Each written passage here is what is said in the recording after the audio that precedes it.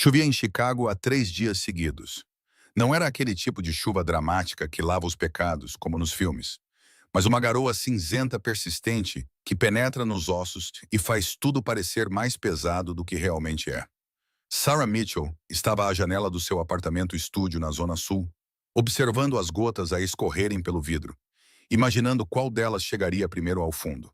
Eram 4h47 da manhã e ela não precisava de despertador há anos. O seu corpo simplesmente sabia quando era a hora. O apartamento era pequeno, com apenas 37 metros quadrados, mas era dela. Ou melhor, era do senhorio, mas ela pagava o aluguer em dia há 6 anos, o que neste bairro era quase como ser proprietária. As paredes eram finas o suficiente para que ela pudesse ouvir a senhora no andar de cima a andar de chinelos. Começando a sua rotina matinal, o radiador chiava e sibilava, fornecendo calor suficiente para manter o frio de novembro afastado, mas não o suficiente para realmente se sentir quente. Sarah realizava o seu ritual matinal com a eficiência de alguém que já o tinha feito 1000 vezes. Banho de 3 minutos, porque água quente custa dinheiro. Café, instantâneo, preto, sem açúcar. Torrada, uma fatia, com manteiga espalhada finamente. Ela ficou em pé na bancada a comer, olhando para o quadro de avisos que pendurara acima do micro-ondas. Ali estavam pregados lembretes de uma vida diferente. Ou talvez de uma vida que ela esperava ter. Um folheto de uma faculdade comunitária, agora com 2 anos de atraso. Um cartão de visita de um estúdio fotográfico onde ela uma vez perguntou sobre estágios. Uma foto desbotada de sua mãe sorrindo em um jardim que não existia mais. Pare com isso, disse ela baixinho para si mesma, jogando a caneca de café na pia. Apenas pare. A caminhada até a lanchonete Rosie's levava 23 minutos. Sarah havia cronometrado dezenas de vezes, ajustando para o clima, a hora do dia, seus próprios níveis de energia. Na chuva, demorava 25.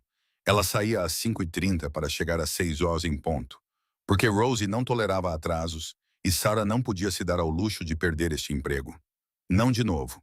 As ruas de Bridgeport estavam apenas a começar a acordar. As luzes da rua ainda brilhavam em laranja contra a manhã cinzenta, criando halos na névoa. Um caminhão do lixo passou ruidosamente, com os seus trabalhadores a chamarem uns pelos outros em polaco. A loja da esquina, Martinez Grosseries, tinha as luzes acesas e, através da janela, Sarah podia ver o velho senhor Martinez a arrumar os produtos. Os mesmos movimentos cuidadosos que ele fazia há 30 anos. Este era o seu mundo. Pequeno, previsível, seguro. Cada fenda no passeio era familiar. Cada loja contava uma história que ela sabia de cor. A lavandaria abandonada que costumava ser um estúdio de dança. O restaurante vietnamita, que mudava de proprietário a cada 18 meses. A igreja com a cruz torta que ninguém nunca consertou. Sarah apertou o casaco. Um blusão fino que já tinha visto dias melhores e continuou a caminhar. Rose's Diner ficava na esquina da 31st com a Morgan, uma relíquia dos anos 60 que teimosamente se recusava a modernizar-se ou a desaparecer. O letreiro de Neon Roses em letras cursivas cor-de-rosa, com uma chávena de café que já não se acendia, cintilava na chuva. O edifício em si era estreito, espremido entre uma loja de penhores e uma barbearia fechada, com janelas que embaciavam no inverno e deixavam entrar demasiado calor no verão.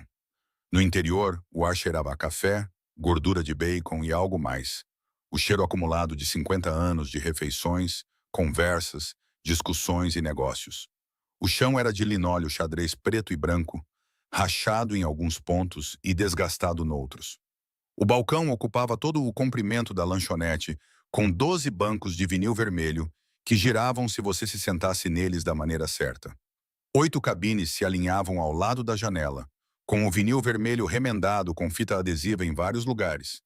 "Você chegou cedo?", disse Rosie da cozinha. Ela tinha 68 anos, era corpulenta como um hidrante, com cabelos grisalhos sempre presos em um coque apertado e olhos que não perdiam nada. Era dona da lanchonete há 42 anos. Comprou-a com o dinheiro de um acordo judicial de que ninguém falava. "Chuva", respondeu Sarah, pendurando o casaco no cabide atrás. Ela amarrou o avental preto com a linha rosa bordada e desbotada de Rosie e pegou na cafeteira. "Sempre chove quando estás por perto", murmurou Rosie, mas não havia nenhuma crítica real nisso. A mesa 4 precisa de ser preparada. O Ed vai chegar às 7 horas em vez das 8. A filha dele tem um compromisso na escola.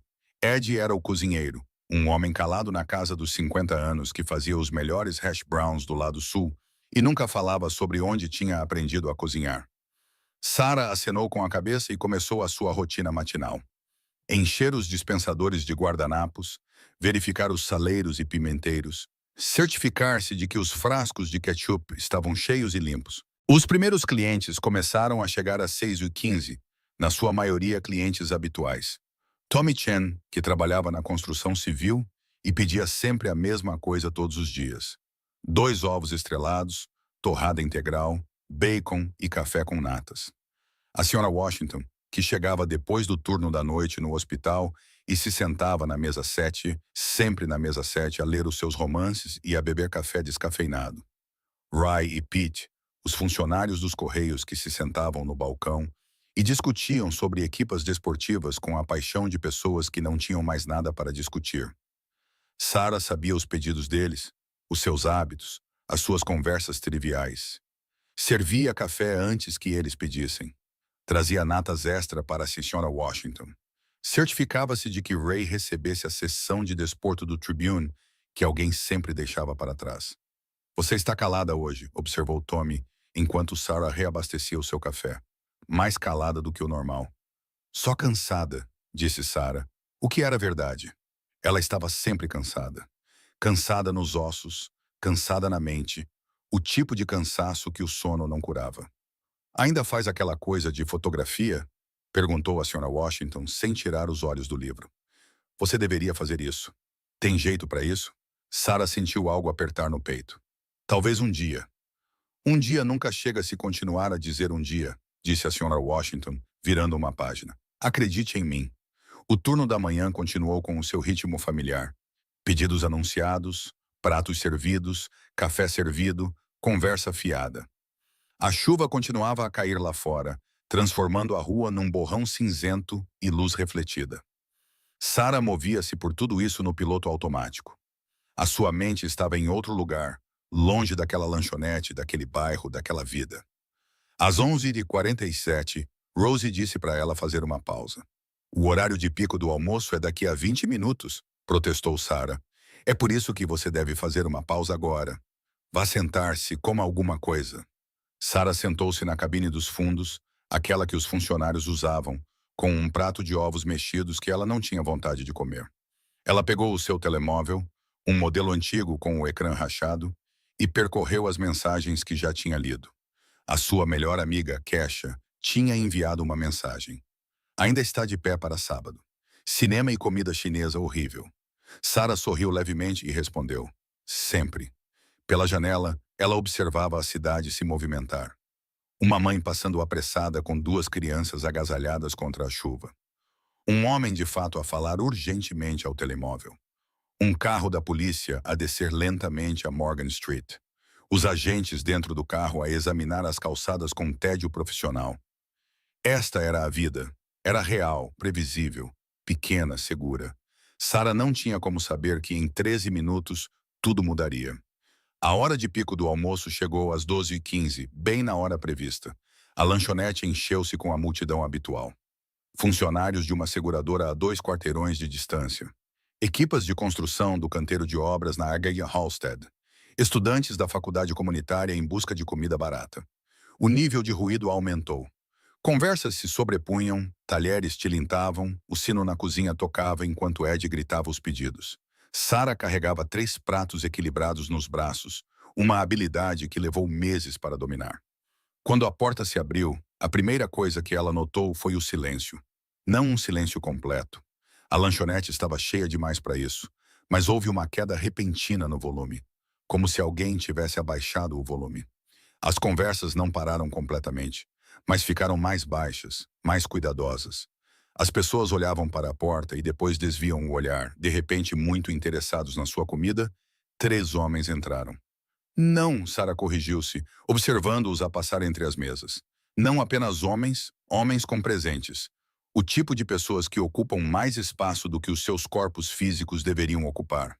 O da frente era mais velho, talvez com 60 anos, com cabelo prateado penteado para trás e um rosto que parecia ter sido esculpido em granito. Ele usava um casaco caro. Caxemira, pensou Sarah, embora nunca tivesse realmente tocado em caxemira, e movia-se com a deliberação cuidadosa de alguém cujo corpo doía, mas que se recusava a demonstrar. Os seus olhos varriam o restaurante com a avaliação experiente de alguém que sempre conhecia as saídas, sempre contava as pessoas, sempre calculava os ângulos. Atrás dele vinham dois homens mais jovens, ambos na casa dos 30 anos, ambos vestindo fatos escuros que lhe assentavam demasiado bem para serem de loja. Eles flanquearam-no naturalmente, como se esta fosse uma formação que já tivessem feito milhares de vezes. O da esquerda tinha uma cicatriz ao longo da mandíbula. O da direita mantinha as mãos nos bolsos. Eles ocuparam a mesa 3, junto à janela. O homem mais velho sentou-se primeiro, de costas para a parede, de frente para a porta. Os dois homens mais jovens sentaram-se à sua frente, bloqueando-lhe a visão da rua. Sarah sentiu o seu coração acelerar, embora não soubesse dizer exatamente por quê. Não havia nada de abertamente ameaçador neles. Não eram barulhentos, não eram agressivos, eram apenas estranhos de alguma forma. Deslocados naquela cafetaria, da mesma forma que um tubarão estaria deslocado numa banheira. Mesa 3, disse Rosie baixinho, aparecendo ao lado de Sarah. O rosto da mulher mais velha estava cuidadosamente neutro. Seja educada. Anote o pedido deles. Só isso. Quem são eles? Sussurrou Sarah. Pessoas que vêm aqui às vezes. Trate-os como qualquer outra pessoa. Mas Sarah podia ver a tensão nos ombros de Rosie, a maneira como as suas mãos seguravam a cafeteira com um pouco mais de força do que o normal. Aquilo não era normal. Nada nisto era normal. Sarah respirou fundo e caminhou até a mesa 3. De perto, ela podia ver mais detalhes. As mãos do homem mais velho, apoiadas na mesa, tinham cicatrizes nos nós dos dedos. O homem com a cicatriz no queixo tinha olhos que nunca paravam de se mover, catalogando tudo. Todos, o que tinha as mãos nos bolsos, ainda não as tinha tirado. Boa tarde, disse Sarah, com a voz mais firme do que se sentia. Posso trazer-vos algo para beber? O homem mais velho olhou para ela e Sarah sentiu-se presa pelo seu olhar. Os seus olhos eram de um azul pálido, quase cinzento, e estudavam-na com uma intensidade que a fazia querer recuar. Mas ela manteve-se firme. Café, disse ele. A sua voz era áspera, como cascalho sendo triturado sob os pés. Puro. O mesmo, disse Scargill. O terceiro homem apenas acenou com a cabeça. A mão de Sarah tremeu ligeiramente enquanto servia o café. Não entorne, pensou ela. Por favor, não entorne. Ela não entornou, mas por pouco. Precisam de alguns minutos para ver o menu? Perguntou ela. O homem mais velho acenou com a mão, dispensando a pergunta. Só café? Sarah acenou com a cabeça e retirou-se, sentindo os olhos deles nas suas costas. No balcão, Rosie estava a servir dois trabalhadores da construção civil, com movimentos rápidos e eficientes. Mas Sarah percebeu que o seu olhar continuava a se desviar para a mesa 3. O restaurante tinha voltado ao seu volume normal, mas ainda havia uma sensação de tensão no ar. As pessoas comiam, conversavam, viviam as suas vidas, mas parte da atenção de todos permanecia nos três homens junto à janela. Sarah ocupou-se com outras mesas, enchendo copos de água, anotando pedidos, servindo comida, mas a sua atenção continuava voltada para a mesa 3. Os homens sentavam-se em silêncio, bebendo o seu café. Não conversavam entre si. Não verificavam os seus telemóveis. Apenas ficavam sentados, à espera de algo. Às 3h17, o telemóvel do homem mais velho tocou. Ele atendeu, ouviu, disse 3 palavras. 20 minutos, entendi, e desligou. Levantou-se lentamente, com cuidado, como alguém cujo corpo não cooperava mais como antes. Os dois homens mais jovens levantaram-se com ele, movendo-se em sincronia. Foi então que Sarah viu o que aconteceu. O homem mais velho deu um passo para longe da mesa e parou. A mão foi para o peito, os dedos espalhando-se contra o tecido do seu casaco caro. O rosto, já pálido, ficou branco. Chefe, disse Scargill, estendendo a mão para ele. Os joelhos do homem mais velho cederam. Não de forma dramática, não como nos filmes. Apenas uma perda repentina de força, o corpo dobrando-se sobre si mesmo. Os dois homens mais jovens o seguraram, abaixando-o no chão com uma gentileza surpreendente. A lanchonete entrou em caos. As pessoas levantaram-se, arrastando as cadeiras. Alguém gritou. Outra pessoa gritou. Liguem para o 112. Sarah começou a agir antes mesmo de pensar, abrindo caminho entre a multidão que se formava. O seu treino médico entrou em ação. Com a certificação em RCP que ela tinha obtido há 3 anos, na esperança de que isso a ajudasse a conseguir um emprego melhor, ela ajoelhou-se ao lado do homem. Deem espaço, disse ela com voz alta e firme. Todos recuem. Os dois homens mais jovens olharam para ela com algo entre suspeita e desespero. Quem é você? Perguntou Scarjo. Sou certificada em primeiros socorros. Deixem-me ajudar. Os olhos do homem mais velho estavam abertos, mas sem foco. A sua respiração era rápida e superficial. Sarah verificou o seu pulso rápido e irregular. Ela viu suor escorrendo pela sua testa, apesar do ar frio. Senhor, pode me ouvir? Perguntou ela, inclinando-se para perto. Qual é o seu nome? Os olhos dele encontraram os dela e, por um momento, houve uma clareza surpreendente neles. As mãos dele se estenderam, agarrando o pulso dela com uma força surpreendente. Ele a puxou para baixo, com a boca perto do ouvido dela. Não chame ninguém, sussurrou ele. As palavras eram quase inaudíveis, apenas um sopro de som. Não chame. O seu aperto afrouxou-se, os seus olhos reviraram-se. Ele caiu no chão inconsciente. O coração de Sarah batia forte contra as costelas. Alguém chame o 102, gritou ela, mesmo que o seu cérebro lhe gritasse que ele acabara de lhe dizer para não o fazer. Já estou a ligar, disse a voz de Rosie vinda de algum lugar atrás dela. Scarjaw agarrou o ombro de Sarah, com força suficiente para doer. O que é que ele te disse? Nada. Ele não disse nada. Estás a mentir. Eu vi os lábios dele a moverem-se. O que é que ele disse? Não consegui ouvir. Não sei. O homem com as mãos nos bolsos.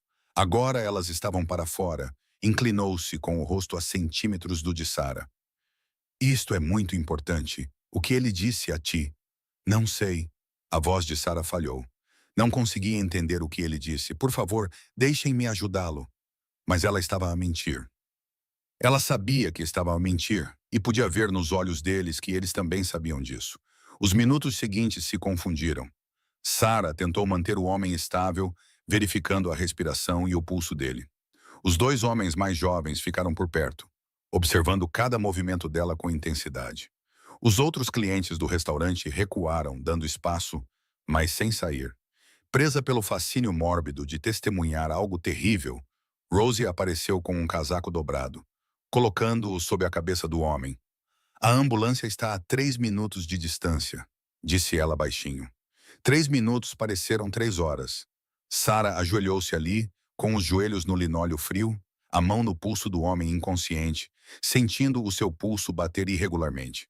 Ela podia sentir os dois homens mais jovens observando-a, avaliando-a, calculando algo que ela não entendia.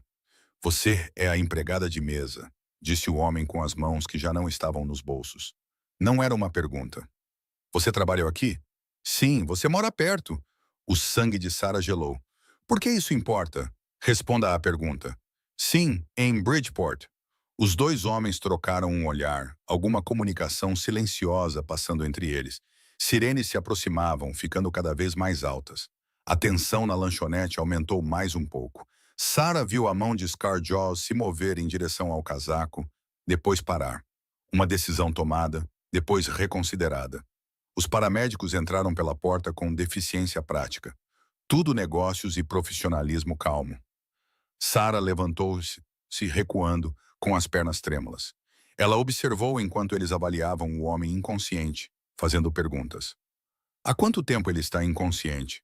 Alguma condição médica conhecida? Ele tomou alguma coisa? Os dois homens mais jovens responderam com palavras cuidadosas e mínimas. Uma paramédica, talvez com 30 anos, com o cabelo preso num rabo de cavalo, olhou para Sarah. Foi você quem chamou? Não, quer dizer, sim. Alguém chamou. Eu só tentei ajudar. Fez bem. Manteve-o estável. A paramédica voltou ao seu trabalho, colocando uma máscara de oxigênio no rosto do homem. Eles colocaram-no numa maca com eficiência cuidadosa. Os dois homens mais jovens seguiram-nos. Scarjaw parou, voltando-se para Sarah. Ele tirou algo do bolso, um cartão de visita, branco e simples, com apenas um número de telefone gravado. Sem nome, sem empresa, apenas 10 dígitos. Lembra-se de alguma coisa? Ele disse. Scarjaw disse-lhe, com voz baixa e urgente. Ligue para este número imediatamente, entendeu? Sarah pegou o cartão com os dedos dormentes. Eu disse que não conseguia ouvir. Se lembrar, ele repetiu. Ligue. A sua segurança pode depender disso. Então eles foram-se embora. Seguindo a maca para fora, na chuva, as portas da ambulância fecharam-se. As sirenes soaram. E assim, o restaurante voltou a algo parecido com o normal. Exceto que não era normal. Nunca mais seria normal. O resto do turno de Sarah passou num torpor. As pessoas conversavam ao seu redor, fazendo perguntas. Ela respondia no piloto automático. Um policial chegou, jovem, parecendo ter idade suficiente para fazer a barba, e tomou seu depoimento. Nome, endereço, o que ela tinha visto, o que ela tinha ouvido. O homem disse alguma coisa para você? O policial perguntou, com a caneta pronta sobre o caderno. Sarah sentiu o cartão de visita queimando no bolso do avental. Não, ela mentiu. Ele estava inconsciente. A mentira tinha um gosto amargo na sua língua. Ela nunca foi boa em mentir. Mas algo dentro dela, algum instinto que ela não sabia que possuía, dizia que contar a verdade seria perigoso, mais perigoso do que mentir para um policial. O agente fez algumas anotações e saiu. A multidão do almoço dispersou-se gradualmente. Às 15 horas, a lanchonete estava quase vazia novamente. Apenas alguns clientes habituais tomando café e fingindo que não tinham testemunhado nada de anormal. Rosie encontrou Sarah nos fundos, sentada em uma caixa de leite virada, olhando para o nada. Você está bem? Rosie perguntou. Não sei. O que é que ele te disse? Sarah olhou para cima bruscamente. Todos me perguntam isso, porque todos o viram dizer alguma coisa. A boca dele mexeu-se. Tu inclinaste-te para perto. Então, o que é que ele disse? As mãos de Sarah entrelaçaram-se no colo. Rosie, eu realmente não sei. Sarah. A voz de Rosie era firme, mas não rude. Eu administro esta lanchonete há 42 anos. Sabe o que aprendi? Às vezes vemos coisas, às vezes ouvimos coisas e, às vezes, a coisa mais inteligente a fazer é esquecer ambas. Não entendo. Aquele homem que desmaiou, eu o vi 3 vezes nos últimos 6 meses. Sempre com os mesmos 2 homens, sempre cuidadoso, sempre observando. Sabe que tipo de pessoas estão sempre observando? Sarah balançou a cabeça, embora tivesse um pressentimento de que sabia. O tipo de pessoas que não querem que se lembre delas, disse Rosie. Então, o que quer que ele tenha dito a si, talvez não tenha ouvido. Talvez estivesse demasiado concentrada em ajudar para captar as palavras. Talvez fossem apenas disparates de um homem com uma emergência médica. Compreende? Mas deram-me um número para ligar e depois perdi o número. Sarah, ouça-me. Gosto de si. É uma boa trabalhadora e merece melhor do que este emprego. Mas também és jovem e achas que o mundo faz sentido. Não faz. E pessoas assim, vivem numa parte do mundo que faz ainda menos sentido do que o normal. Sarah tirou o cartão de visita do bolso, olhando para o único número de telefone gravado no cartão caro. Ele disse-me para não ligar para ninguém. Foram essas as palavras dele. Não ligues para ninguém. Rosie ficou em silêncio por um longo momento. Então ela suspirou, um som que carregava anos de cansaço. E você vai ouvir? Não sei. Bem, é melhor descobrir, porque algo me diz que isso não acabou. O turno de Sarah terminou às 16 horas. Ela tirou o avental, vestiu o casaco fino e saiu para a chuva. A rua parecia a mesma que naquela manhã.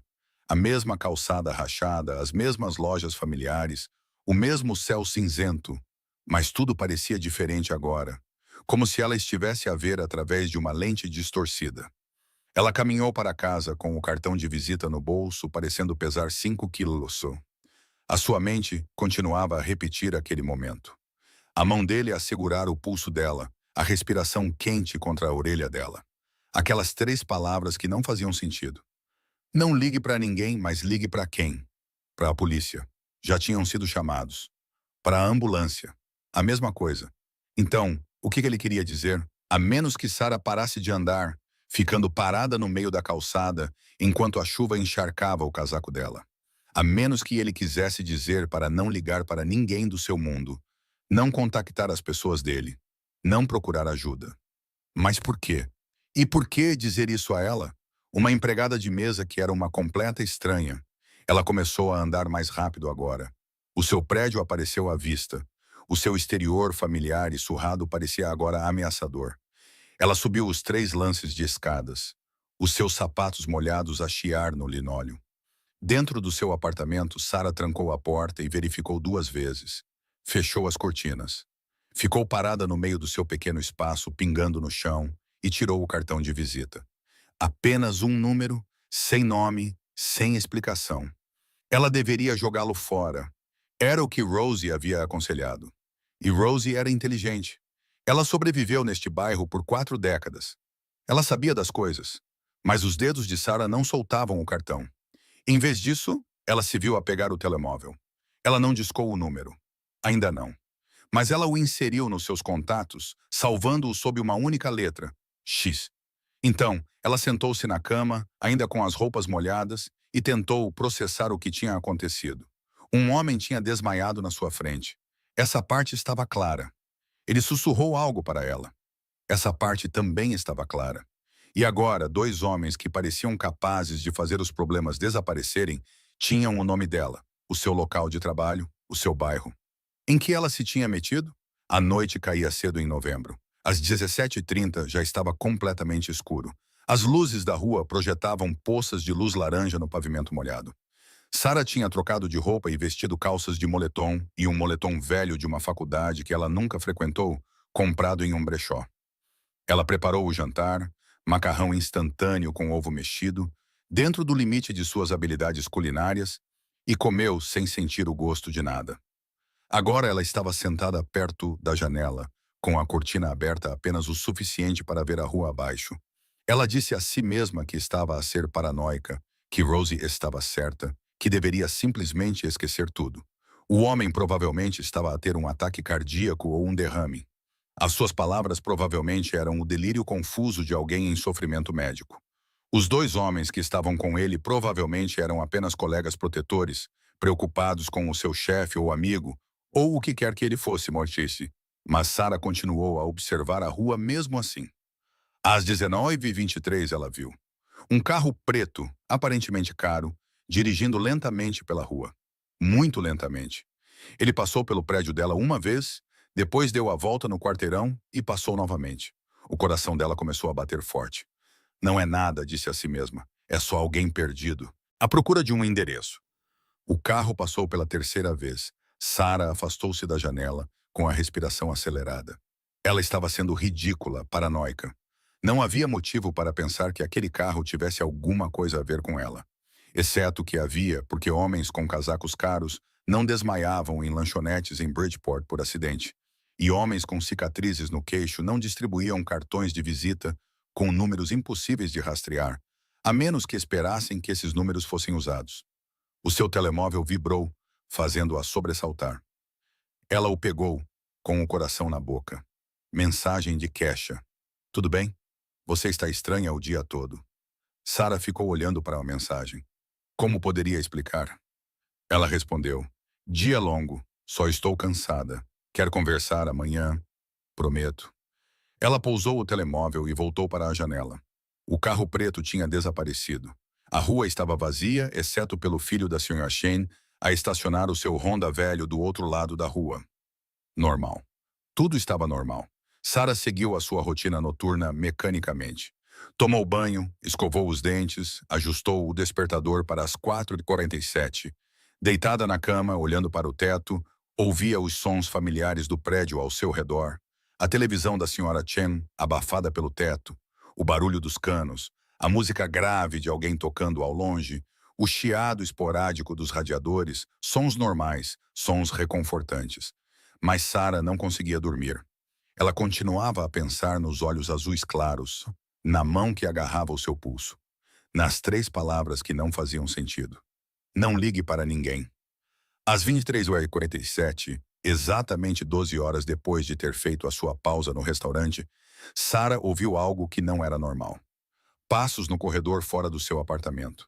Lentos, deliberados, parando bem na frente da sua porta. Ela sentou-se, mal respirando. Uma sombra moveu-se na fresta debaixo da porta. Alguém estava ali, simplesmente parado. A mão de Sarah moveu-se para o telemóvel, os dedos pairando sobre o ecrã. Deveria ligar para o 112, mas o que diria? Alguém parado à minha porta. Isso não era um crime. A sombra afastou-se. Os passos recuaram pelo corredor. Sarah esperou 5 minutos, depois 10, depois 15, quando finalmente reuniu coragem para olhar pelo olho mágico. O corredor estava vazio, mas debaixo da porta havia um único pedaço de papel dobrado uma vez. As mãos de Sarah tremiam enquanto ela o pegava. Ela desdobrou-o lentamente, meio que esperando. Ela não sabia o quê. Uma ameaça, um aviso. Em vez disso, havia apenas 7 palavras escritas com uma caligrafia elegante e precisa. Ele está estável. Eles sabem que você ouviu. Cuidado. Sem assinatura. Sem explicação. Sarah virou o papel. Nada no verso. Ela verificou o corredor novamente, ainda vazio. Trancou a porta, verificou 2 vezes e, por precaução, empurrou a pequena cômoda contra ela. Então, sentou-se na cama, com o bilhete numa mão e o telemóvel na outra, e finalmente admitiu o que vinha negando o dia todo. Ela estava em perigo. Não entendia por quê. Não entendia de quê, mas entendia a verdade básica. Um estranho desmaiou na sua frente, sussurrou um aviso e agora as pessoas estavam a vigiar o seu prédio, deixando bilhetes debaixo da sua porta, fazendo-a saber que ela tinha sido notada. Sarah olhou para o seu telemóvel, para o contacto guardado como X. Uma chamada. Era tudo o que precisava. Uma chamada para aquele número e talvez ela obtivesse respostas. Talvez ela recebesse ajuda. Ou talvez ela recebesse algo muito pior. A chuva continuava a cair lá fora, batendo contra a janela como dedos tentando entrar. Sarah sentou-se na escuridão do seu apartamento, tentando decidir o que a assustava mais. Fazer aquela ligação ou não fazer. Sarah não dormiu. Não realmente. Ela entrava e saía do estado de consciência. A sua mente repassava os acontecimentos do dia anterior como um rolo de filme preso em repetição. Sempre que começava a adormecer, os seus olhos abriam-se de repente, o seu coração acelerava, convencida de que tinha ouvido passos no corredor novamente. Às 4h47 da manhã, o seu corpo acordou-a como de costume. Mas desta vez, sentiu-se diferente, mais pesada, como se o ar no seu apartamento tivesse ficado mais denso durante a noite, fazendo com que cada movimento exigisse um esforço extra. Sentou-se na beira da cama com o bilhete misterioso ainda na mesinha de cabeceira, onde o havia colocado antes de tentar dormir. Na luz cinzenta do amanhecer, a caligrafia parecia diferente, menos ameaçadora, mais objetiva, apenas uma informação, um aviso de alguém que, por razões que ela não conseguia compreender, queria que ela tivesse cuidado. Mas cuidado com o quê e cuidado com quem? Sarah seguiu a sua rotina matinal no piloto automático. Mas tudo parecia errado. O café tinha um gosto amargo. A torrada ficou presa na garganta. Até os sons familiares da senhora no andar de cima pareciam sinistros, em vez de reconfortantes. Ela continuava a olhar para o seu telemóvel, para o contato guardado como X, com o polegar pairando sobre o botão de chamada. O que aconteceria se ela ligasse? Quem atenderia? O que eles queriam dela? E mais importante, o que aquele homem queria dizer com "não ligue para ninguém"? As palavras tinham sido tão urgentes, tão específicas. Não ligue para ninguém. Não, não ligue para a polícia. Ou não peça ajuda. Apenas para ninguém. Sarah vestiu o casaco, verificou o seu reflexo no espelho do banheiro e mal se reconheceu. Os seus olhos estavam com olheiras. A sua pele parecia pálida, quase cinzenta. Ela parecia alguém que tinha visto algo que não devia, o que ela supunha ser exatamente o que era. A caminhada até o restaurante Roses parecia diferente naquela manhã. Cada carro que passava deixava-a tensa. Todas as pessoas na rua pareciam olhar para ela por muito tempo. O carro preto da noite anterior não estava lá. Ela verificou 3 vezes, mas isso quase piorou as coisas. Onde estava? Quem o conduzia? Na esquina da 29th com a Morgan, Sarah parou abruptamente. Um homem de casaco cinzento estava do outro lado da rua a ler um jornal. Não havia nada de anormal nisso, exceto que já ninguém lia jornais físicos e ele não estava realmente a ler.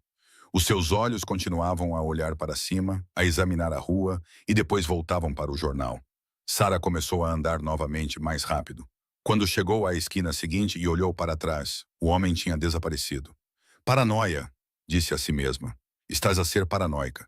Mas o bilhete debaixo da porta não tinha sido paranoia. O cartão de visita no bolso não era paranoia. As 3 palavras sussurradas no seu ouvido não eram paranoia. Ela chegou ao Rossi's às 5h62, 8 minutos mais cedo do que o habitual. A lanchonete estava escura, exceto pela luz da cozinha nos fundos. O carro de Rose, um Buick de 15 anos que fazia barulho quando estava em marcha lenta, estava no seu lugar habitual no pequeno estacionamento.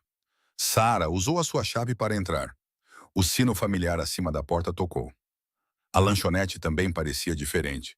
De alguma forma, menor, mais confinada, como se as paredes tivessem se aproximado durante a noite. Cedo, a voz de Rose chamou da cozinha. Não conseguia dormir, algo assim. Rose apareceu na porta da cozinha, enxugando as mãos em uma toalha. Ela estudou Sarah com aqueles olhos perspicazes que não perdiam nada. Você está com péssima aparência. Obrigada, estou falando sério. Você parece que ficou acordada a noite toda. É sobre ontem. Sarah pendurou o casaco e amarrou o avental. Alguém deixou um bilhete debaixo da minha porta ontem à noite. A expressão de Rose não mudou, mas Sarah viu os ombros dela ficarem tensos. Que tipo de bilhete? Do tipo que diz que as pessoas sabem que eu ouvi algo. Do tipo que diz para ter cuidado. Mostre-me. Sarah tirou o papel dobrado do bolso. Pescoço. Rose pegou nele e leu rapidamente e depois leu novamente, mais devagar.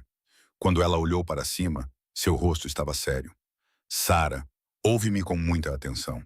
Precisas de tirar alguns dias de folga. O quê? Não posso pagar. Eu pago-te. Apenas tira alguns dias. Sai da cidade. Visita um amigo. Vai para algum lugar onde essas pessoas não saibam procurar. Rosie, não entendo o que está a acontecer. Quem são essas pessoas? Pessoas? Em que é que me envolvi? Rosie ficou em silêncio por um longo momento. Depois, suspirou, dobrou o bilhete e devolveu-lhe. Conhece a família Castellano? Sarah abanou a cabeça. Ótimo! Isso significa que és inteligente o suficiente para não prestar atenção em coisas que não te dizem respeito. Os Castellanos estão em Chicago há 70 anos. São empresários. Importação, exportação, imobiliária, restaurantes. Tudo legítimo, tudo dentro da lei. Mas também são o tipo de empresários que têm outros negócios. Do tipo que ninguém fala. Do tipo em que se alguém desmaia num restaurante e sussurra algo para uma empregada, as pessoas prestam atenção. Sarah sentiu um frio a espalhar-se pelo peito. O homem de ontem, ele é um castelaniano. Vincent Castigliano, o chefe da família. Ou era, até ontem. Disse nas ruas que ele está na UTI do Northwestern Memorial. Teve um AVC e disse, este foi grave. E os 2 homens que estavam com ele, o seu sobrinho Marco, aquele com a cicatriz, e Anthony Russo, o seu motorista, ambos leais, ambos perigosos, se os contrariar. Mas também, Rosie hesitou, também o tipo de homens que respeitam certas coisas. Honra, dívidas, pessoas que ajudam quando não precisam. Eu só estava a fazer o que qualquer um faria, exatamente. O que significa que eles provavelmente a veem como, não sei, uma inocente, alguém que se envolveu em algo por acidente. Mas, Sarah, isso não significa que esteja segura.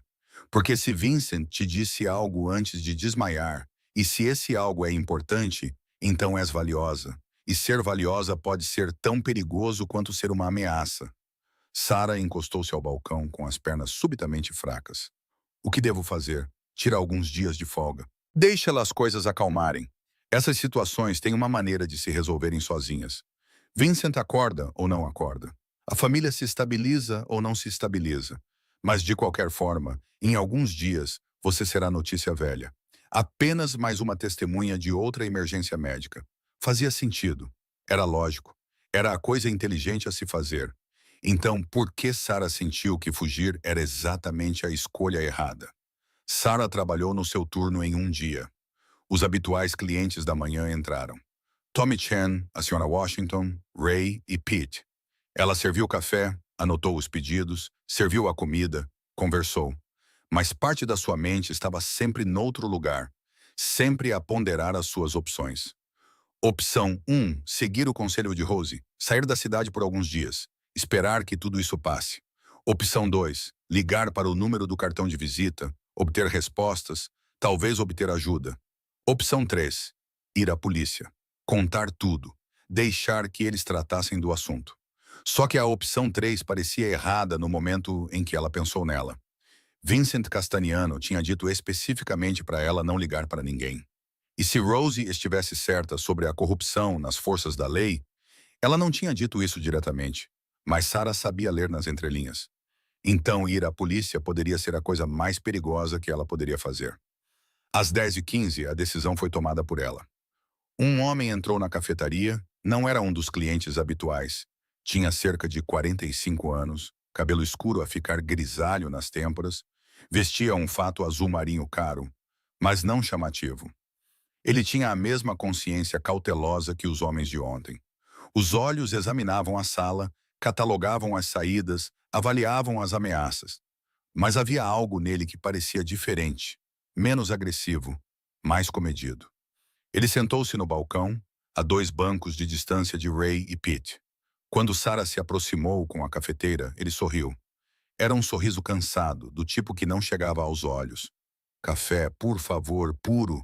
Sarah serviu, com a mão firme, apesar da ansiedade que lhe revirava o estômago. Precisa do menu? Não, obrigado. Apenas café e um momento do seu tempo, quando tiver. O coração de Sarah começou a bater forte. Estou a trabalhar. Eu vejo isso. Posso esperar. Ele disse isso com naturalidade, mas Sarah percebeu a firmeza por trás das palavras. Não era um pedido. Era uma ordem educada.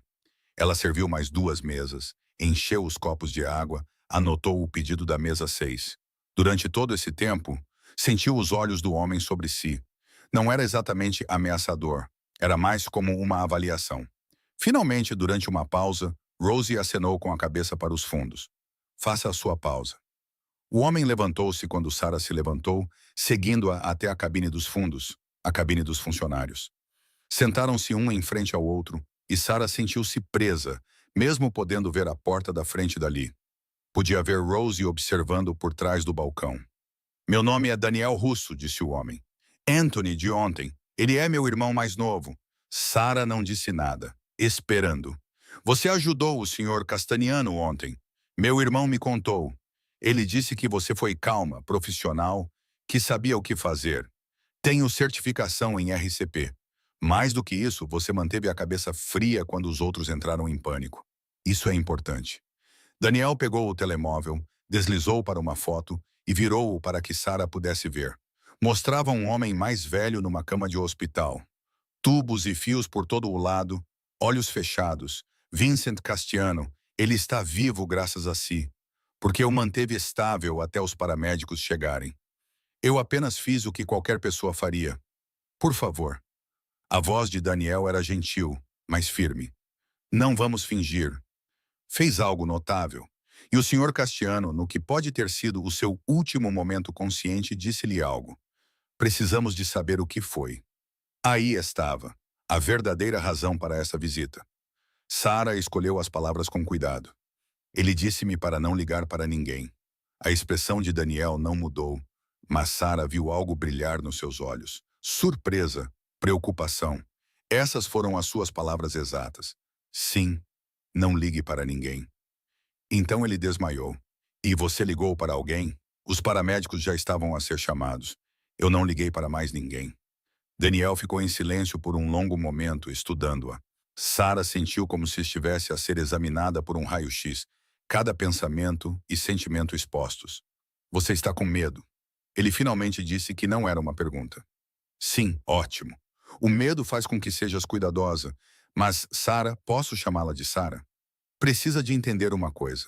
O que testemunhou ontem, o que o senhor Castiano lhe disse, coloca-a numa posição muito delicada. Não quero estar em nenhuma posição. Só quero voltar à minha vida normal. Eu sei, acredito em si. Mas o problema é que a vida normal não é uma opção neste momento, porque há pessoas que precisam de saber que não é uma ameaça. E há outras pessoas que precisam acreditar que pode ser útil. E ambos os grupos vão estar de olho em ti. Sarah sentiu o peso dessas palavras pousar no seu peito. O que faço? Primeiro, confia em mim. Sei que é pedir muito, mas a minha família, os russos, trabalhamos com os castelanos há 3 gerações. Não somos o que provavelmente pensas que somos. Sim, operamos em áreas cinzentas. Sim, Fazemos coisas que estão fora da sociedade normal, mas temos regras. Honra. Não magoamos pessoas inocentes. Perdoe-me se não acho isso completamente tranquilizador. Os lábios de Daniel se curvaram no que poderia ter sido um sorriso. É justo. Deixe-me colocar de outra forma. O Sr. Castiano é como um pai para mim. Eu o conheço desde os 8 anos de idade. Ele ensinou-me a jogar xadrez. Ele veio à minha formatura na faculdade. Quando a minha esposa morreu, há 5 anos, ele ficou comigo por 3 dias seguidos. Não disse uma palavra. Apenas ficou sentado lá para que eu não ficasse sozinho. Sara viu emoção real nos olhos de Daniel agora. Verdadeira dor. O facto de que as suas últimas palavras conscientes foram para proteger-te, continuou Daniel. Isso significa algo. Significa que ele viu algo em ti. Inocência, talvez. Ou talvez ele apenas reconhecesse alguém que estava no lugar errado, na hora errada, e não quisesse que você pagasse pelos erros dele. Que erros? Daniel olhou ao redor da lanchonete. Depois voltou a olhar para Sara. Não aqui, não agora. Mas preciso que você entenda. Quando o senhor Castellano disse para você não ligar para ninguém, ele não estava sendo paranoico. Ele estava a proteger você. Porque neste momento, no nosso mundo, há pessoas em quem não se pode confiar. Pessoas nas forças da lei, pessoas na nossa própria organização, pessoas que usariam-te para chegar até ele. Por que usariam-me? Eu não sei de nada. Tu sabes, ele disse alguma coisa. Isso é o suficiente. Eles vão querer saber o quê, e vão presumir que ele te contou mais do que realmente contou. As mãos de Sara tremiam. Ela as pressionou contra a mesa. Isso é loucura. Essa é a minha vida. Não posso simplesmente... Não posso fazer parte disto. Eu sei, e lamento, mas agora fazes parte disto, quer queiras, quer não. Portanto, a questão é, queres enfrentar isto sozinha ou queres ajuda? A Sara olhou para o Daniel Russo, tentando ler o seu rosto, as suas intenções. Tudo nisto parecia errado. Tudo nisto ia contra todos os seus instintos de se manter segura, longe de problemas, invisível. Mas outra parte dela, a parte que tinha tirado o curso de primeiros socorros na esperança de se tornar paramédica. A parte que outrora sonhara em ser fotojornalista, documentando histórias reais. A parte que estava cansada de ser invisível. Essa parte estava curiosa. Que tipo de ajuda? Ela perguntou baixinho. Proteção em primeiro lugar. Pessoas vigiando o seu prédio, garantindo que ninguém que não deva se aproxime de você. Informação em segundo lugar. Podemos dizer a você quem evitar, em quem confiar, o que realmente está acontecendo. E em terceiro lugar, Daniel hesitou. Em terceiro lugar, podemos garantir que, quando isso acabar, você possa realmente voltar à sua vida normal, sem precisar ficar olhando por cima do ombro pelo resto da vida. E o que querem em troca? Honestidade. Se lembrar de mais alguma coisa que o Sr. Castiano disse, qualquer coisa, precisamos de saber. E se alguém se aproximar de si, qualquer pessoa, contacte-nos imediatamente. Sara pensou no bilhete debaixo da sua porta, no carro preto que circulava à volta do seu prédio, no homem com o jornal que não estava realmente a ler. Alguém já o fez, disse ela. Ontem à noite deixaram um bilhete debaixo da minha porta. A expressão de Daniel endureceu. Mostre-me. Sara tirou o bilhete do bolso. Daniel leu-o, cerrando os dentes. Viu quem o deixou? Não. Ouvi passos. Depois, desapareceram. Quando olhei, só estava o bilhete. Esta caligrafia é boa, educada. Alguém que se preocupa com os detalhes. Daniel tirou o telemóvel e tirou uma foto do bilhete. Posso ficar com isto? Sara acenou com a cabeça, sem confiar na sua voz. Daniel guardou o bilhete no bolso e inclinou-se para a frente com a voz baixa e urgente. Sara, preciso que compreendas a gravidade da situação. O Sr. Castellano não teve um AVC. Foi envenenado. As palavras atingiram Sara como uma bofetada. O quê? Os médicos fizeram exames e encontraram vestígios de algo no sangue dele. Algo que induziu os sintomas de um derrame. Alguém tentou eliminá-lo e o fez em público, num local onde as testemunhas simplesmente assumiriam que se tratava de uma emergência médica. Mas quem? É isso que estamos a tentar descobrir. Existem facções dentro da organização. Pessoas que acham que o Sr. Castellano é muito velho, muito brando. Pessoas que querem levar a família numa direção diferente. Mais agressiva, mais violenta, mais disposta a cruzar limites que o Sr. Castellano nunca cruzaria. A mente de Sarah estava a girar. E você acha que quem o envenenou sabe que ele falou comigo? Nós sabemos. Eles sabem. O bilhete prova isso. Eles sabem que você ouviu. Isso não é genérico, é específico. Alguém quer que saibas que estás a ser vigiada, seja para intimidar-te a ficar calada ou para ver o que vais fazer. Isso é loucura. Sou uma empregada de mesa. Ganho o salário mínimo mais gorjetas. Moro num apartamento de 120 metros quadrados. Não sou ninguém. És a última pessoa com quem Vincent Castiano falou antes de perder a consciência. No nosso mundo, isso faz de ti alguém muito importante. O telemóvel de Daniel vibrou. Ele olhou para ele e franziu a testa. Preciso de ir, mas, Sarah, por favor, pense no que eu disse. Podemos protegê-la, mas só se nos deixar. Ele levantou-se, tirou a carteira e deixou uma nota de $100 na mesa pelo café e pelo seu tempo. O meu número está no cartão que o meu irmão lhe deu. Por favor, ligue-me esta noite, mesmo que seja só para conversar. Não deves ficar sozinha nisto. Então ele foi-se embora. Saiu da cafetaria com a mesma cautela com que entrou. Sarah ficou sentada a olhar para a nota de $100, com os pensamentos agitados e envenenados. Vincent Castiano tinha sido envenenado, o que significava que alguém tinha tentado eliminá-lo, o que significava que havia uma luta pelo poder, o que significava que as pessoas estavam dispostas a cruzar limites sérios para conseguir o que queriam, e ela estava no meio disso. Rosie apareceu à mesa. O que ele queria? Oferecer-me proteção. Vais aceitar? Sarah olhou para a sua chefe. Esta mulher que sobreviveu 42 anos neste bairro, sabendo quando ver as coisas e quando desviar o olhar. O que farias? Rosie sentou-se à sua frente, algo que raramente fazia durante o horário de trabalho. Queres a verdade? Eu aceitaria, porque homens como Daniel Russo não fazem ofertas como essa levianamente. Se ele diz que precisas de proteção, provavelmente precisas. E se ele está a oferecer, significa que vê valor em manter-te segura. É isso que me assusta. Que valor? O que eles acham que eu sei? Talvez nada. Talvez seja apenas uma questão de retribuir a alguém que ajudou quando não precisava.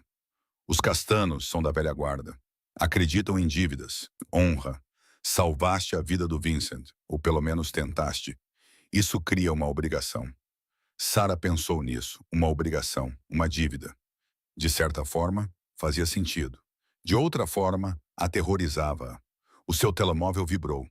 Uma mensagem de um número desconhecido. Honda Civic preto. Matrícula 847 AHNK. Estacionado em frente ao teu prédio. Não é um dos nossos. Tem cuidado. O sangue de Sarah gelou. Ela mostrou o telemóvel a Rosie. É deles, disse Rosie baixinho. Dos russos. Eles já estão a tomar conta de ti sem a minha permissão. Querias que eles esperassem pela permissão enquanto outra pessoa agisse? Sarah não tinha resposta para isso. O resto do turno de Sarah foi uma névoa de ansiedade e hiperconsciência. Cada cliente que entrava era examinado minuciosamente. Cada carro que passava lá fora era anotado. Ela se viu a memorizar matrículas, traços faciais, padrões de comportamento. Isso era loucura. Essa não era a sua vida. A sua vida era simples, previsível, segura. Exceto que não era mais. Às 15h47, outra mensagem chegou do número desconhecido.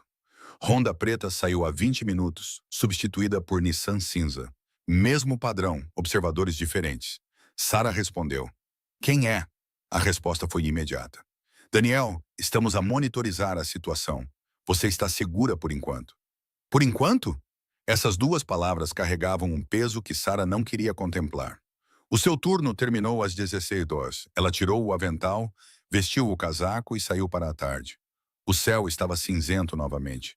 Parecia que o céu estava sempre cinzento ultimamente, e um vento frio soprava do lago, cortando o seu casaco fino. Sarah caminhou para casa, mas desta vez prestou atenção. Prestou muita atenção. Viu o Nissan cinzento estacionado a 2 quarteirões do seu prédio, com o motor ligado e alguém sentado no banco do motorista. Viu um homem na janela de um café, com o portátil aberto, mas os olhos fixos na rua. Viu padrões que nunca tinha notado antes. Ou talvez eles nunca tivessem estado lá antes. O seu prédio parecia diferente quando se aproximou dele.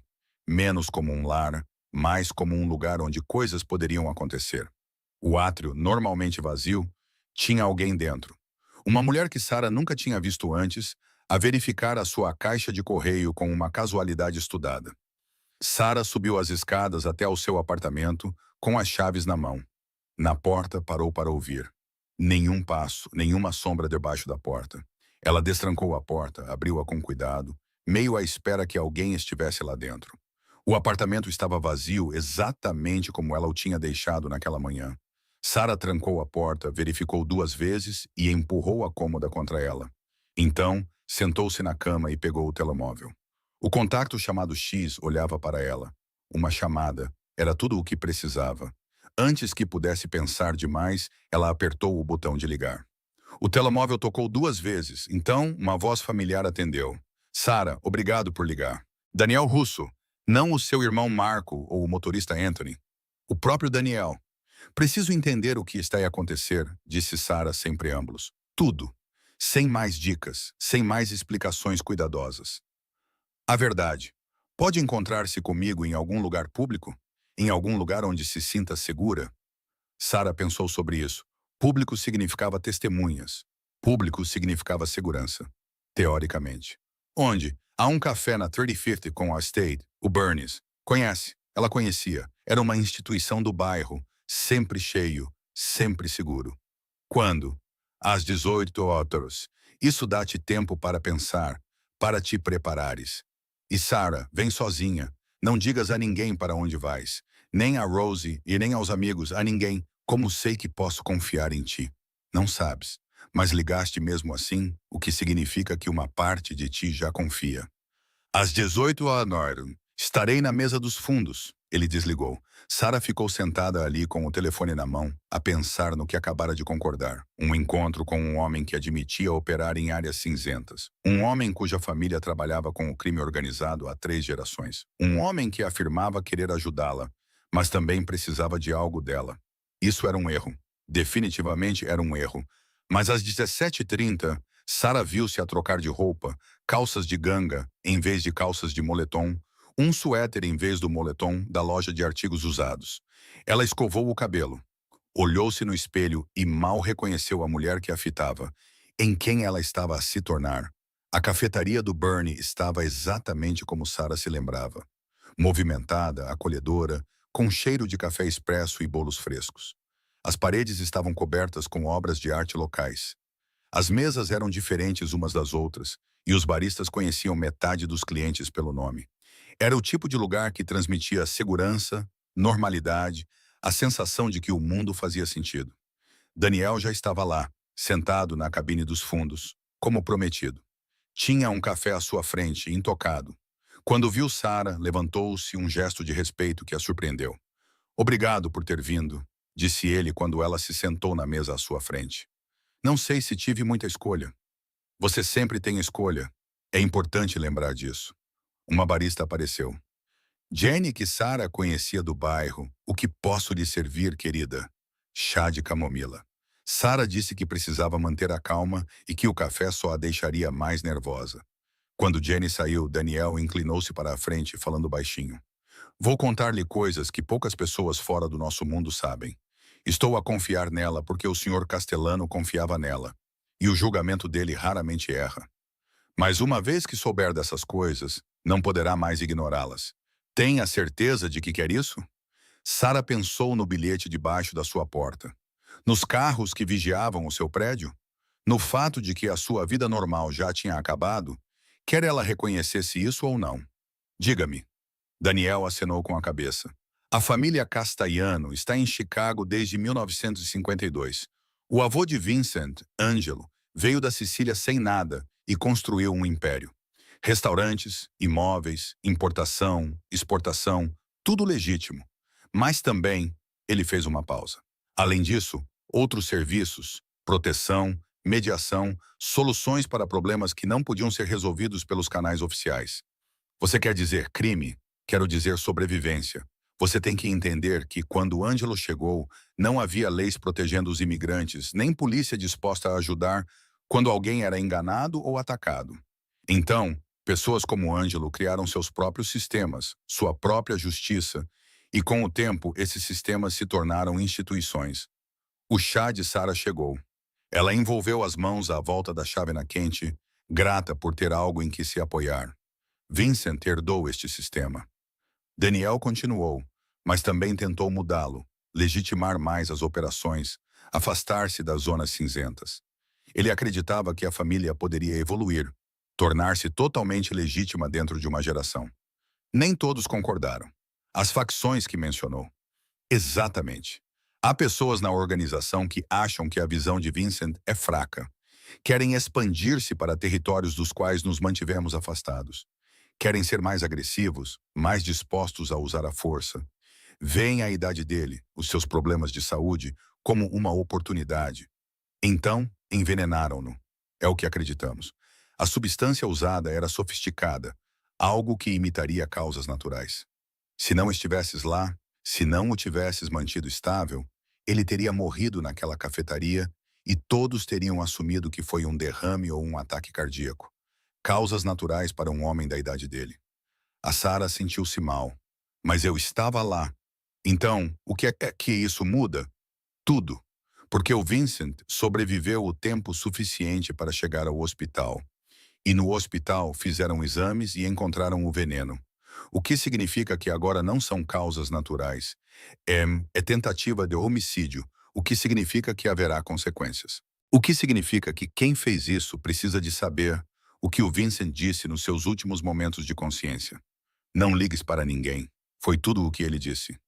Pensa, Sarah. A sério. Pensa. Houve mais alguma coisa? Um nome, um lugar, qualquer coisa. Sarah fechou os olhos, revivendo o momento, a mão dele a segurar o seu pulso, a respiração quente no seu ouvido, a urgência na voz dele. Não ligues para ninguém. E depois nada.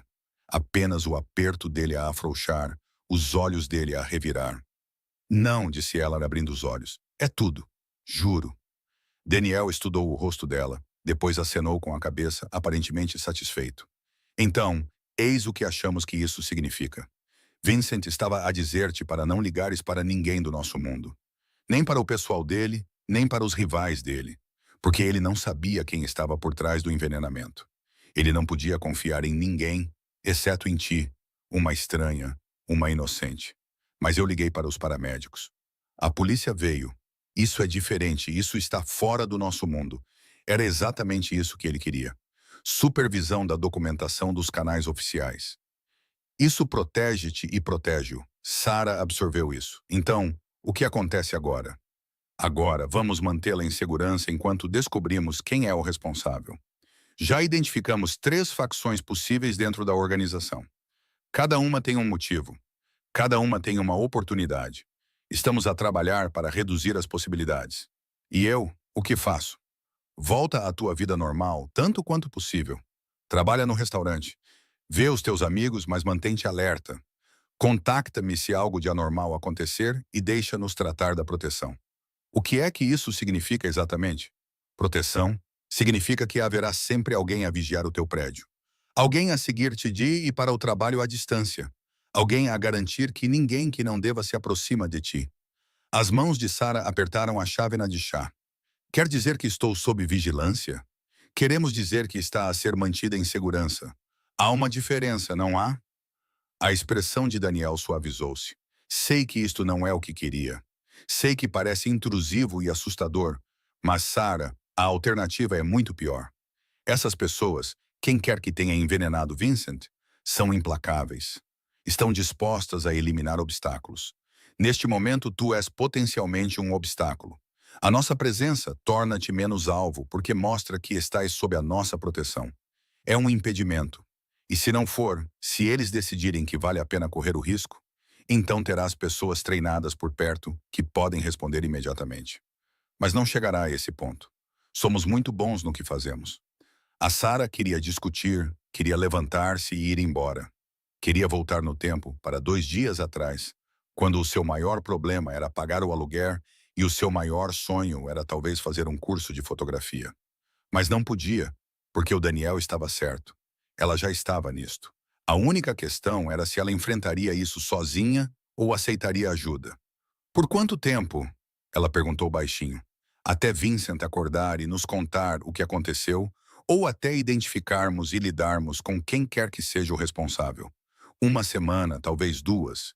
E então eu posso voltar ao normal. Então você pode voltar ao normal com a nossa gratidão e a nossa proteção, se precisar novamente. Os castanos não esquecem dívidas. Sarah, você ajudou Vincent quando ele mais precisava. Isso significa algo. Sarah tomou um gole do chá, mal sentindo o gosto. Preciso de pensar nisso. Claro, mas enquanto pensa, o nosso pessoal continuará a vigiar, porque quer aceite oficialmente a nossa ajuda ou não, não vamos deixar que nada lhe aconteça. Vincent nunca nos perdoaria. Ele levantou-se, deixando dinheiro na mesa para as bebidas dos dois. Ligue-me a qualquer hora, dia ou noite. Esse número é diretamente para mim. E Sarah, sei que isto é assustador, mas você é mais forte do que pensa. Você provou isso ontem no restaurante. Então ele foi embora, deixando Sarah sozinha com o seu chá a arrefecer e os seus pensamentos acelerados. Sarah ficou sentada no Bernie's por mais 20 minutos, olhando para o seu chá, tentando processar tudo ao seu redor. A vida continuava normalmente. Estudantes a estudar para os exames, casais em encontros, amigos a colocar a conversa em dia, pessoas normais a viver vidas normais. Sem saber que a sua empregada de mesa da lanchonete Roses estava sentada a 5 metros de distância, envolvida em algo saído de um drama policial. O seu telemóvel vibrou. Uma mensagem de Kesha, ainda estranho. O que se passa? Ela olhou para a mensagem. O que poderia ela dizer? Olá, acidentalmente envolvi-me com o crime organizado e agora estou sob vigilância. Isso seria ótimo, ela respondeu. Coisas de família, nada de grave. Fica para sábado. Sabes que estou aqui se precisares de conversar. Eu sei, amo-te também. Sarah pagou pelo chá. O dinheiro de Daniel cobriu as duas bebidas e ela saiu para a noite. O céu estava completamente escuro agora. As luzes da rua criavam poças de luz amarela. O ar estava frio, prometendo mais chuva. Ela começou a caminhar em direção ao seu apartamento, hiperconsciente de tudo ao seu redor. E sim, ela os viu agora. Os observadores. Um homem do outro lado da rua acompanhando o seu passo. Um carro a avançar lentamente 2 quarteirões atrás. Eles nem sequer tentavam mais esconder-se. Ou talvez estivessem a tentar ser visíveis, tentando fazer com que ela soubesse que estava protegida. O pensamento deveria ter sido reconfortante. Em vez disso, fez com que ela se sentisse como uma presa, cercada por predadores que afirmavam ser protetores. Sarah chegou ao seu prédio, subiu as escadas e destrancou o apartamento. Lá dentro, ela seguiu a rotina agora familiar. Trancar a porta, verificar 2 vezes, empurrar a cômoda contra ela. Então, sentou-se na cama e tomou uma decisão. Pegou o telemóvel e ligou para o número de Daniel. Ele atendeu na primeira chamada. Sarah, aceitarei a sua ajuda, disse ele, mas tenho condições. Diga quais. Primeiro, preciso de saber quem está a vigiar-me e quando. Preciso de sentir que tenho algum controle sobre a minha própria vida. Concordo. Vou enviar-lhe fotos e nomes das nossas pessoas. Sempre saberá quem está por perto. Segundo, se eu disser que preciso de espaço, de uma pausa na vigilância, você recua, mesmo que seja apenas por 1 hora. Daniel ficou em silêncio por um momento. Não posso prometer isso se tivermos informações confiáveis sobre uma ameaça, mas em circunstâncias normais, sim, se nos disser para recuar, nós recuamos. Terceiro, quando isto acabar, quando Vincent acordar ou quando apanhar quem fez isto, eu vou me embora completamente. Sem obrigações, sem dívidas, sem laços com o seu mundo. Sarah, você salvou a vida de um homem. Isso cria uma ligação, quer reconheçamos ou não. Mas sim, quando isto estiver resolvido, você estará livre para voltar à sua vida sem expectativas da nossa parte. Sarah respirou fundo. Está bem, então temos um acordo. Obrigada. Vou pedir aos meus homens para se apresentarem amanhã. Você vai sentir-se melhor ao conhecer os rostos deles. Espero que tenha razão. Tente descansar um pouco. Amanhã será mais fácil. Prometo. Ele desligou. Sarah ficou sentada na escuridão do seu apartamento, a pensar se tinha tomado a melhor decisão da sua vida ou a pior. Só o tempo diria. A nova realidade de Sarah começou na manhã seguinte. Daniel apresentou-a à equipa de proteção. Maria, uma ex-especialista em segurança que vigiava o turno diurno, e James, um homem calado que cuidava do turno noturno. Eles eram profissionais, respeitosos, mantinham distância, mas estavam sempre presentes. Os dias passavam sem distinção. Sarah trabalhava no Rossis, ia para casa e vivia sob o peso da vigilância constante. Mas algo inesperado aconteceu. Ela começou a conversar com Maria durante os intervalos para o café. Conversas reais sobre a vida, sonhos, os caminhos que as levaram até aquele momento. Eu queria ser professora, confessou Maria numa tarde. É engraçado como a vida funciona. Sarah compartilhou os seus próprios sonhos abandonados. Fotografia contando histórias que importavam. Pela primeira vez em anos, falar sobre elas em voz alta fez com que parecessem possíveis novamente. Então Daniel ligou com novidades. Vincent estava acordando, mas havia um problema. Alguém dentro do hospital estava fazendo perguntas. Alguém que não deveria saber que Vincent podia se comunicar. Precisamos transferi-lo, explicou Daniel. Mas precisamos de alguém em quem ele confie para estar lá quando ele acordar completamente. Alguém inocente, Sarah entendeu antes que ele perguntasse. Só precisas de mim se estiveres disposta. Isto vai além do nosso acordo. Sarah pensou no homem que usara o seu último suspiro consciente para protegê-la. Pensou na amizade de Maria, um sentimento significativo pela primeira vez em anos. Quando partimos? O quarto do hospital estava silencioso, exceto pelo baipe constante dos monitores. Sarah sentou-se ao lado da cama de Vincent Cassiano, com a mão perto da dele. Daniel ficou junto à porta, observando o corredor. Os olhos de Vincent se abriram. Por um momento, a confusão nublou seu rosto. Então, o reconhecimento surgiu. A empregada de mesa, disse ele com voz rouca, fraca, mas clara. Ficou, disse-me para não ligar para ninguém, disse Sarah suavemente. Queria entender o porquê. Os lábios de Vincent curvaram-se em algo parecido com um sorriso. Menina esperta, sabias que isso significava alguma coisa. Ele fez uma pausa, reunindo forças. O meu próprio sobrinho, Marco. Ele queria o controle. Queria levar a família em direções que eu não permitiria. Ele achava que fazer com que parecesse natural seria limpo. O peito de Sarah apertou-se. Marco, que parecia tão preocupado, tão leal. O veneno deveria ser indetetável, continuou Vincent. Mas mantiveste-me vivo o tempo suficiente para os testes. Salvaste-me e expuseste-o sem saber. Apenas fiz o que era certo, exatamente. Foi por isso que confiei em ti naquele momento. Puro instinto. Eras a única pessoa ali sem segundas intenções, sem ligações, a única pessoa segura. Daniel deu um passo à frente. Marco foi tratado discretamente. A família está estável. Você estava certo sobre ele, Vincent. Vincent acenou com a cabeça exausto. Ele olhou para Sarah novamente. O que você quer, garota? Diga. Dinheiro? Uma nova vida em algum lugar? Qualquer coisa. Sarah tinha pensado sobre esse momento. O que ela poderia pedir? Mas sentada ali, vendo aquele homem frágil que confiou nela em seu momento mais vulnerável, ela soube. Ajude-me a ir para a faculdade, ela disse. Programa de fotografia na Columbia College. Quero contar histórias reais, documentar vidas reais. É tudo o que sempre quis. Os olhos de Vincent brilharam com algo que poderia ser respeito. Feito. Propinas integrais, despesas de subsistência e quando te formares, não me deves nada. Sem obrigações, sem compromissos. Por quê?